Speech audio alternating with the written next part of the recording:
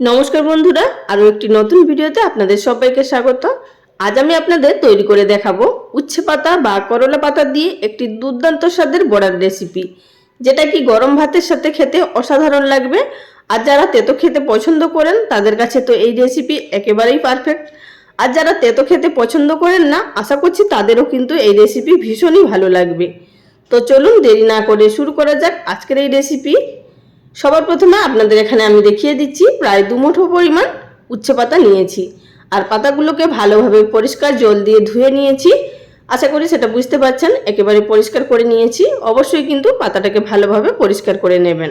অপরদিকে নিয়েছি 1/4 কাপ পরিমাণ মসুর ডাল, সেটিকে 2 ঘন্টা মতো ভিজিয়ে রেখেছিলাম। তার সঙ্গে 4 থেকে 5 কোয়া রসুন, হাফ ইঞ্চি আদা, 2টো কাঁচা লঙ্কা একসাথে বেটে নেব। প্রয়োজনে অল্প পরিমাণ জল দিতে পারেন। তো আমার এখানে বেটে নেওয়া হয়ে গেছে। এই বাটার মধ্যে দিয়ে দিচ্ছি 2 টেবিল চামচ পরিমাণ আতপ চালের গুঁড়ি। এতে করে বড়াগুলো ভীষণই মুচমুচে হবে। এখন এর মধ্যে দিয়ে দেব হাফ টিস্পুন পরিমাণ হলুদের গুঁড়ো। আর দিয়ে দেবো এর মধ্যে স্বাদ মতো নুন। নুনটা অবশ্যই বুঝে দেবেন। এবার দিয়ে দেবো হাফ টিস্পুন পরিমাণ কালো জিরে। এতে করে খুব সুন্দর একটি ফ্লেভার বেরোবে এবং টেস্টও খুব ভালো আসবে। এখন এর মধ্যে দিয়ে দিচ্ছি একটি বড় সাইজের পেঁয়াজ কুচি।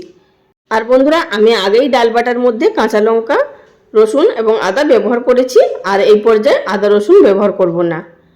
সবশেষে দিয়ে দিচ্ছি যে আমি উচ্ছে পাতাটা নিয়েছিলাম, সেটিকে একদম ছোট ছোট করে কুচি করে নিয়েছি।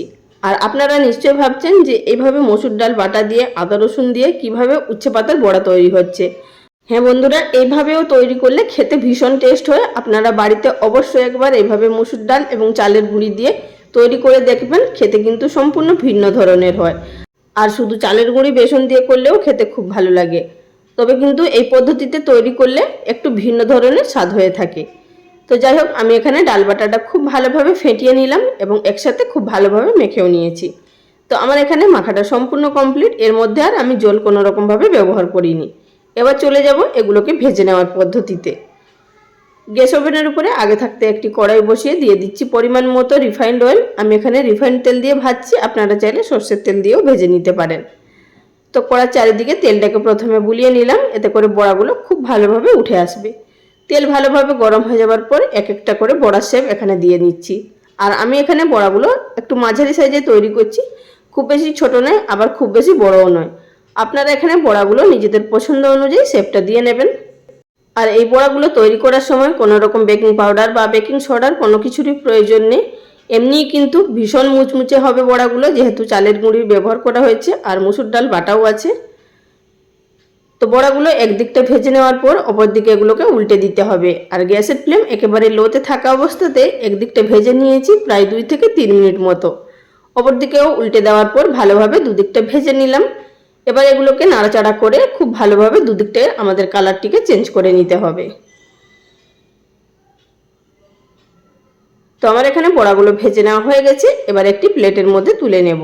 একই রকম পদ্ধতিতে বাদবাকি যে ব্যাটারটা বেঁচে আছে সেটিকেও আমাদের বড়া ভেজে নিতে হবে। তো বন্ধুরা, আমার এখানে সমস্ত বড়াটা ভেজে নেওয়া হয়ে গেছে। একটি প্লেটের মধ্যে সার্ভ করে নিয়েছি। অবশ্যই এটি গরম ডাল ভাতের সাথে পরিবেশন করুন, খেতে দুর্দান্ত লাগবে। আর এই বড়াটা কিন্তু ঠান্ডা হয়ে যাওয়ার পরেও মুচমুচে থাকে। তো বন্ধুরা, রেসিপি যদি আপনাদের ভালো লেগে থাকে অবশ্যই লাইক কমেন্ট করে জানাবেন। আজ এই পর্যন্ত, সবাই ভালো থাকবেন। নমস্কার।